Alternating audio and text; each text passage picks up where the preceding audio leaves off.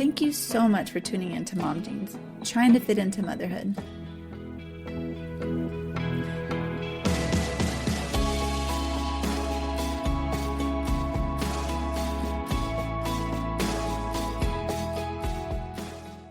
Welcome to Mom Jeans, the podcast. We are your hosts. I am Lisa. I am a girl mom to 2 girls. And I am Danielle. I'm a mom. I'm about to be a mom to 2 boys. I have one right now. Yes. And one in the oven.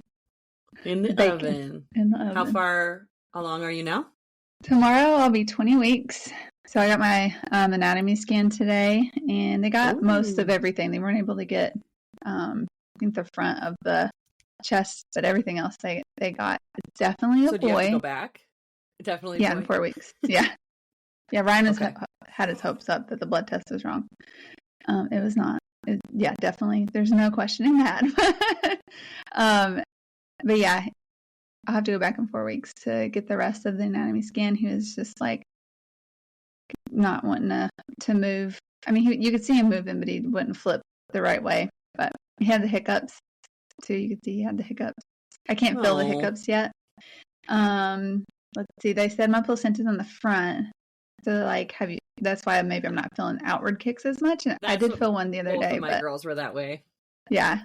I told Ryan, I was like, it's to protect the new baby from Weston, because I literally will lay him on the bed to change his diaper and he like kicks off my belly and I'm like, yeah. Or like body slams into me. It's for the extra protection. Yeah. I'm trying to think what else today, but that's pretty much it. How are you feeling? Feeling pretty good. Just good. Tired here and there. Yeah. And a little anxious, but okay. How are you feeling about the doctors there? They're great. I'm actually kind of sad that I hopefully won't give birth here. I mean, there'll be 4 of us in one room that way. But they're actually midwives. I decided to go with midwives instead of the physician, because the whole facility is on board with VBACs. If you don't know what that is, it's vaginal birth after cesarean or C-section. So they're all for that, because I do want to try for that. They also have like birthing tubs too in their facility. Nice. Or like tubs, yeah. So it's just like, I feel like I'd be a good fit there, but I probably most likely won't be there, depending where Ryan gets a job and where we end up moving. But I might look into midwives elsewhere. Because they still give, like, you can have the midwife that does the home birth and stuff, but these are the ones that are like in the hospital. And so they're still working with doctors and like will consult and all the things. So maybe a different route. Yeah. That's really interesting, because I was just watching a story, an Instagram story of Emily Oster's, and she was like, the number one thing I can tell you that you should do when you're going to give birth is to have a doula, which I consider not midwives the same, but they advocate for you and have plans with you, which I think is such a cool thing. And I still am like, man, a part of me really wishes that I would have known about doulas before giving birth, because I think like before giving birth to Hannah, because by the time, maybe I wouldn't have had a C-section if I had a doula. I don't know that. But then our doctor didn't allow VBAC. So I was like, there's no point of getting a doula when I'm just going to get a C-section again. So like, what's the point of that? But I did think that was really interesting. And I know some people here, like, I think all the people I know here had doulas or a midwife. And one of my friends in January had a baby. She had a midwife deliver at home. She had her first daughter at home as well. And her daughter was 2 weeks late. And then her second daughter, they were 9 hours away from having to be transferred to the hospital because she was so late. Mm-hmm. And that's like against the midwife rule here. Like you can only go a certain length. And she was like, man, I'm so glad I didn't have to end up going to the hospital and my baby came, because that was not what I envisioned for myself. And I was like, oh, it's interesting. I would love to talk to your friend. We should have her on Yeah. Yeah. about I a can home ask her if birth. she wants to come on sometime. Yeah, that'd be cool. Because like, Yeah. I want to be brave enough to do it. I'm not. I'd rather be in a hospital setting. But Yeah. I also want to try to do as like at least, or my brain is not working today. I'm sorry, but the smallest amount of medical intervention that I can. The least Cool. amount. That's what I'm trying to say. If I That's can. good. We'll Yeah. see when we get there. Pain is just a different story, though. When you're in it, it's Yeah. just like, I don't know. I need all the pain meds, or I need an epidural. Yeah. So we'll see. Yeah, It's just, I think that's awesome. Like, I think that's such a cool plan. I was going to say something else and then it totally slipped my mind. So maybe I'm rubbing off like on you. contagious. Yeah. Yeah. No, but I do remember the other thing I was going to say. So he's weighing in at 14 ounces, so almost a pound. And I think they said it was like the 98th or 99th percentile. Wow. So he's ahead of schedule. I'm like, great. I'm going to have a Bryce baby, which Bryce is my brother-in-law, who was almost like a 10-pound baby. So yeah. Ryan was normal. My husband was a normal size baby. Weston was a normal size. And so this one might have Bryce genes. I don't know. Big old baby, because he's weighing in big. So like for the normal amount. I think I looked at average is like 9 to 10 at 20 weeks. Oh boy. Well, keep you updated on that. Yeah. Like maybe just hit a growth spurt. I was like, or maybe it's all the ice cream and sugar that I'm eating. No, I ate better of course with not. Weston. Of course not. You know, it's so funny. Like when we were thinking about what we were going to do for the podcast today, I was like, man, I have so many ideas for reels that I want to like keep putting up and all that stuff. But I was like, you know, it's kind of fun to talk about them on here too. And I was laughing because, so I was thinking about like people with a lot of kids, like 4 kids, whatever. And I was like, so Hannah today stayed home sick. And I was like, man, it's crazy. I only have 2 kids. And I like always have this worry, like, oh, they're going to get called home from school for whatever reason. They're sick or whatever. And I'm like, I can't even imagine having 4 kids. And then they get called home. And I'm like trying to have my job. Like I didn't go to either of my jobs today. And it's like, it's so stressful when you have a lot of work to do. And I just give so much credit. And Brandon was out of town yesterday. So I did bedtime for both of them alone yesterday. And I was like, man, people who do this alone are incredible. Like that do it alone all the time. And there's never going to be somebody come in and back you up and all that kind of stuff. And it was like, oh man, they're amazing, amazing people, you know, like I love it. I mean, I love that I have a partner. I'm so lucky that I don't have to go through that. And I was thinking about this because I think it was last week, Friday, maybe Saturday. A girl from my high school passed away from cancer, and is leaving behind 2 young kids. I don't know for sure. Like I haven't kept up with her since high school, and I just started catching wind about her being really sick, like a couple of days before she passed. But her name was Hannah, and a big reason why we liked the name Hannah and I liked the name Hannah. Like I kept going through names and I'd be like, nope, that person was mean to me in high school. Nope, that person did not live the life I want my kid to live. You know, nope. And then we got to Hannah and I was like, oh my gosh, I loved the girl Hannah at my school that I was, you know, I was like not close friends with, but I was enough that we would like hang out on occasion and stuff like that. And she just like had the most infectious smile. She was the happiest person, like always laughing and just a great, great force. And I was talking to Brandon about it and I was like, I just can't even imagine that happening to him or vice versa. Like, what would you do? Because you're essentially that person's has been sick for a while too. And like she was writing on her GoFundMe page up until a week before she passed. And the week before she passed, she's like, you know, none of these clinical trials will take me because essentially she was too far along in her cancer. Like it just was like not going to work. And she's like, I'm still packing lunches. Like I'm still putting the kids to bed. I'm still doing all these things. Like I just can't, I can't figure out why they want me to give up, why they want me to go, you know? And I found out then she was in the hospital, like just having breathing problems. Essentially her body was shutting down and couldn't fight anymore. And it's like, she was just a week ago packing lunches, and then it just goes so fast. And I wonder if, she fought so hard, obviously, for the kids, but it's like, it just breaks my heart that her kids won't remember her. Like, they're so young. Yeah. And we're lucky we're in the day and age where you have videos, right, of your parents. But like, it just breaks my heart. And it really was like wrecking me for days. And I was like, I don't know what I would do. I don't know how I would handle that. Especially when you're the husband, now you have the two kids by yourself. You're in mourning.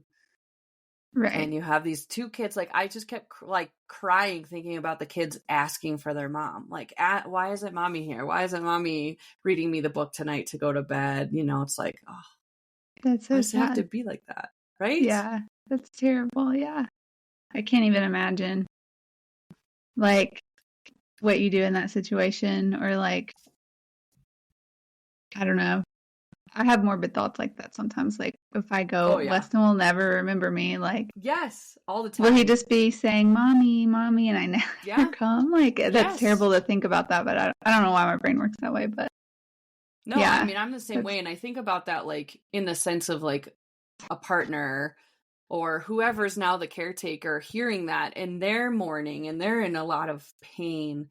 And they're hearing that over and over and over again. Like, they want you too. Like, it just like, it just guts me to think about the kids' lives, forever are changed. The course of their life is forever changed. Even say the husband finds somebody else in the next 2 years, 5 years, whatever, that person that takes the partner role isn't going to mother the same way that the mom was, right? Like, even if they're a fantastic mom, they're different people, right? Things are different. Yeah. So it's like, I just like, oh man, it's just been a spiral of mine. But I was having a conversation with my coworker, and I was telling her, I was like, yeah, she had a genetic mutation that made her more susceptible to cancer. It's just because, so she had cancer 6-7 years ago, and then went into remission,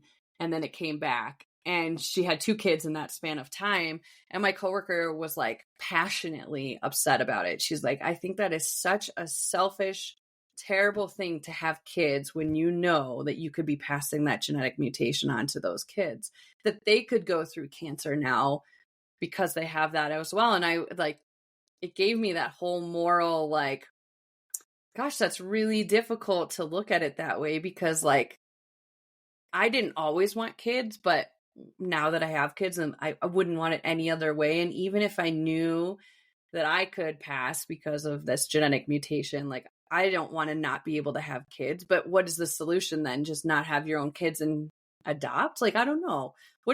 How do you feel about that whole situation? Do you think, I don't know. I guess it wasn't on my table, so I don't know. I don't know. And that's like a chance. There's a chance, but there's ways that you can live your life if you know that you're susceptible, like that you can get cancer or like Alzheimer's or any of those diseases that are like terrible, that you try to do everything you can to not like live a lifestyle that's gonna, I mean, if that makes any sense, causes cancer and things. I wouldn't give up your dream of having kids though. So for me, I feel like maybe selfishly I would have kids, but then also try to lead a lifestyle that's going to help prevent some of those diseases if possible. I know you can't, like, you can be the healthiest person and still get cancer, but it's hard. And I guess it depends who you are and your morals and things and your values. But, I have values of having a family, raising a family. So I don't know. Like, I also think too, like, I don't know. Like I said, I didn't have contact with her after high school. So it's like, I don't know. Like, I know she met her husband in college. And at that point, she probably either didn't know she was going to get cancer, or she didn't know whether she had that genetic mutation. Like maybe her parents had it. I don't know that answer, right? But like on a personal level, like I didn't do genetic testing with Hannah because I was talking to my doctor and she was like, listen, are you going to keep the baby no matter what? And I was like, yeah. And she's like, so what's the point? Then you're going to sit there and stress about all that, right? And I was like, okay. Mm-hmm. And then when we got to having Aubrey, my doctor was like, wouldn't you want to know and prepare yourself for whatever is going to come your way? And I was like, I guess so. So I had it, and it was like, but I was like, man, what if I like found out then that I had some genetic thing that I didn't even know I had? Because like, it's not like, you get hooked up to a diagnostic machine like they do for an engine and be like, hey, what are all the things that could be wrong with you? Yeah. Like that's something that I think would be very difficult as well. Like, right. if I don't know, then I don't know. Right. So I don't know if she knew or even if she did, it doesn't matter on her personal level, but man, that's been a really interesting one for me to think about, because I can't imagine my life without kids. Right. Like at this point, obviously we're in the thick of things. We're 3 and 1 year old. They're so young, and I love it. I have a hard time with it. There was an Instagram reel floating out there, and I'm like terrible with pop culture. Like I don't know pop culture at all. Is her name, do you know Chappell? Is it Chappell Roan? I think that's her name. She was saying, I don't think she has kids, but she said that all of her friends that have kids are completely miserable. Like they just have terrible lives. They hate their lives. They're so miserable. It's kind of like along the lines of when we were talking about the Surgeon General saying that kids are like a danger to your health or whatever. But I was like, and I was talking to Michelle about it, and I was like, she wrote this huge thing on her Instagram. Michelle did, like, I completely disagree with this. I think this is terrible. Like that anybody would say that. And I was like, well, okay, here's the thing. Like I'm talking to people that have kids, or that people that don't have kids, but they're very close to me. They're close friends of mine. Mm-hmm. And I'm mostly complaining. So I can see, right? Like I could see where if you're a non-kid person, like, oh my gosh, they sound miserable. Like they're never sleeping. The kids are always sick. There's always something going on. There's always something to worry about. I could see where a parent person's like, oh yeah, yes, we go through these struggles, but we also have enormous joys. Like it's awesome, right? Like, but I think you're hearing the bad. You don't hear as much of the good as you hear of the bad, but that's what you have your friends for, to lean on. And I just think that that's such an interesting sentiment. And I think people are really outraged and really upset that this girl or person, I don't know who they are. I'm sorry. I'm terrible with pop culture. I'm really sorry. But anyway, we talked about it with the Surgeon General warning, and I don't disagree with the Surgeon General warning that it can be detrimental to your health. If you're looking at it, is a studies show that lack of sleep is horrible for you, like horrible for you. I totally agree. Like if you're just looking at that, yes, absolutely. They can be detrimental to your health. Yeah, and but think about all the people that play video games and stay up all night and not getting sleep, or they're working late and working because they don't have kids, so they can like work into the middle of the night and they're not getting sleep. So it's not just us who have kids. I mean, my mom has all the dogs upstairs, including mine, because we can't fit the dogs in our room right now. So I have 4 dogs up there that wake them up in the middle of the night. And she was like, I have to wake up like 2:30 or 3 and let the dogs out. Or my little dog and her little dog. And I was like, I wish I could sympathize with you, but I was up last night changing poopy diarrhea diapers, and feeding my son ice chips just to keep him hydrated.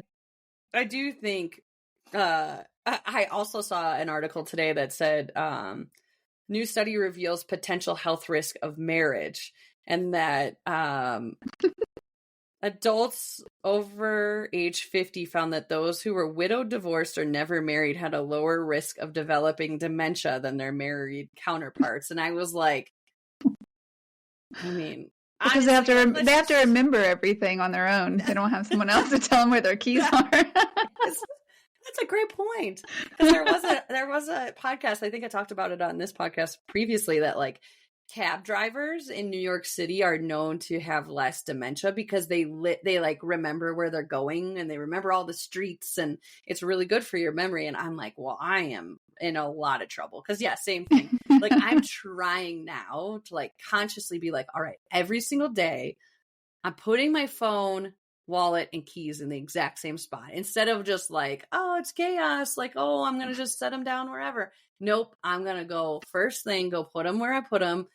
And then I'm going to walk away because that is like one of the things that like Brandon's always looking for my wallet. And I'm like, yep, guilty. I'm actually getting a tile. I got a new wallet just to put a tile in it, like one of those GPSs, so that I can page it all the time. Because that's how bad I am with my wallet. Wow. It's so bad. Yeah. That's so funny.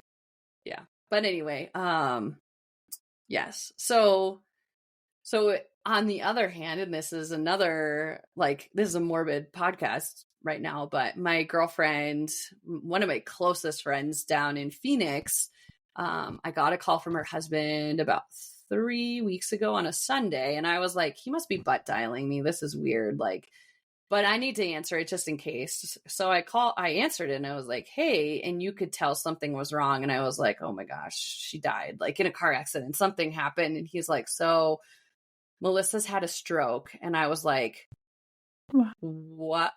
I like literally was speechless. I was like, she's 40. She can't have a stroke. He's like, she got a chiropractic manipulation on her neck, which got a blood clot in her brainstem. And I was like, oh my gosh. Like what? So where are we at? Like, where's she at? What's going on? And he's like, she knows what's going on, but she's heavily medicated. She's lost function in the left side of her body.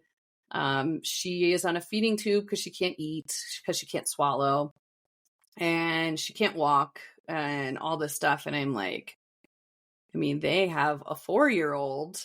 So it's not like, you know, whether she has kids or not, it's like, holy cow, like she's 40, right? And so like I kept texting and be like, hey, how's it going? You know, and I wasn't getting like a ton of responses from him. Like obviously like he's balancing a kid and his wife in the hospital. Mm-hmm. And I'm like, you know, so I finally got her best friend's number and I was like, let me know what's going on. I want to come down and see her, but I don't want it to be stressful. So she was in the ICU for 2 weeks. I think it was 2 weeks. It might have been a month now that she's been there. And then she got moved to a rehab clinic to try and get her going. And I got a text a couple of days ago and was like, hey, can you get down here soon?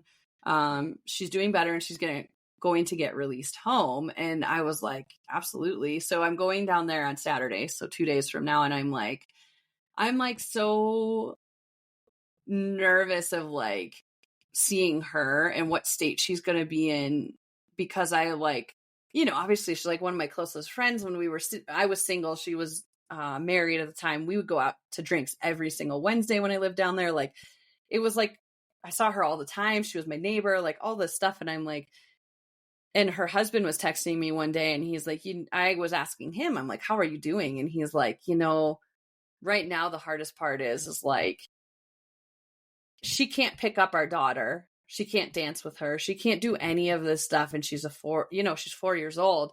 And he said, the doctors have told us that at 6 months to a year, that's the point where she'll essentially be frozen in whatever state she ends up in. So like if at 6 months, she's not walking, she probably will never walk for the rest of her life. And I'm like, holy cow. And he's like, and like, that just breaks my heart. Like she can't be a normal, quote unquote, normal mom to her daughter because of this crazy freak accident that happened. And I'm like, so like, I'm a part of me, like they said the doctors have been more optimistic, which is really good. But I also heard the last time I talked to him 2 days ago that she's extremely frustrated with how slow the process has been and how she just wants to get back to normal life. Right. Like she totally like knows what's going on. And like, she knows she's really frustrated that she can't do everything she wants to do, but she is off the feeding tube, which is fantastic. So he said he's almost back to a fully normal diet. So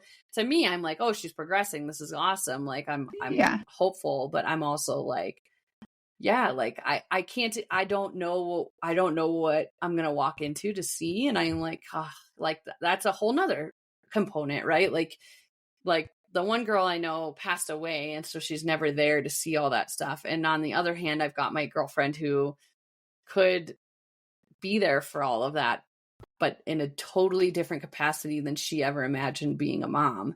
Right. And I don't know. Like, not to say which would I rather, like neither, obviously I'd rather be alive and see them grow and do all the things, but it's hard when you feel like trapped in your own body, like when you know what it's capable of. And yeah. And she, like, I've been wanting to text her, and I texted her husband. I was like, how's she doing? He was like, she has terrible double vision, so she can't read or watch TV or do anything. I'm like, what is she doing? Like, are you literally just sitting listening to music and podcasts? And what are you doing? That's so challenging to think about that. And you just hope that goes away, because it's like, will she ever drive again then if you can't see, or you can't, I don't know. Right. But anyway. Well, I hope she gets a good team of doctors, and hope she just keeps her optimism, because like, she don't want to give up on trying, I would say.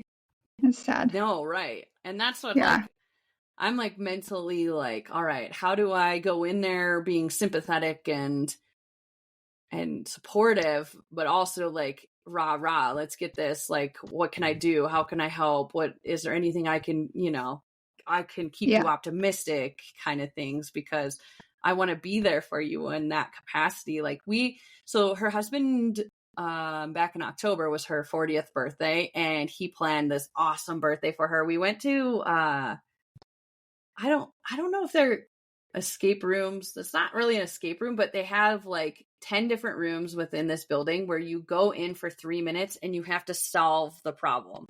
And each room is completely different than all the others. And it was a blast. And we were like running and jumping and doing all this stuff. And I'm like, I'm so thankful we had that opportunity if she's never able to do that again. But also like how awesome of a time to be able to do it again, and like to get all of that going. So I just, anyway, it's been a heavy last month of like, I don't feel old enough to be going through somebody dying my age, or somebody, I mean, obviously, like when I was in high school, we lost a few kids to like car accidents or motorcycle accidents or whatever. And it was horrible. It was awful. I dealt with death so horribly when I was a kid, because the first person that I knew that died, I was 6. It was my grandpa, and it was like devastating. And I think about it now, because I was 6.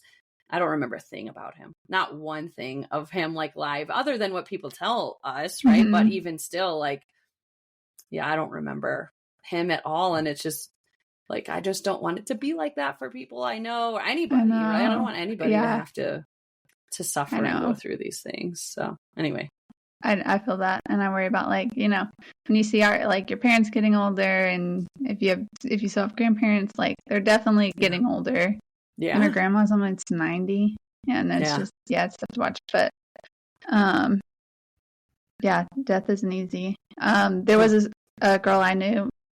We have mutual friends, and like there was a couple times that we're like in a group, but it's been years and years and years ago. But her and her husband just got I think she's had the baby in the last couple weeks.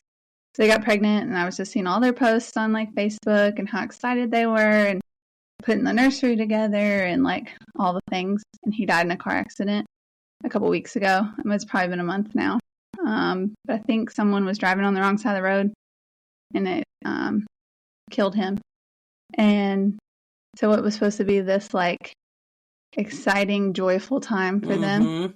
Like, I was like crying, and I don't know her like personally, like, I mean, except the 2 times that we've met, but I was just like crying, just like can't imagine being in the delivery room alone, or with, I mean, you might have your people there, but it's not who you were planning on being there with, and like now having to raise this baby by yourself, and them never knowing their parent.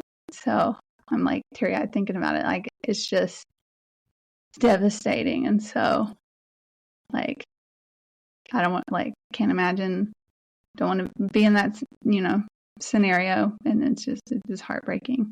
there was a part of me growing up that always felt like the nicest people, the best people were the ones who always got sick or bad things always happened to them for some reason.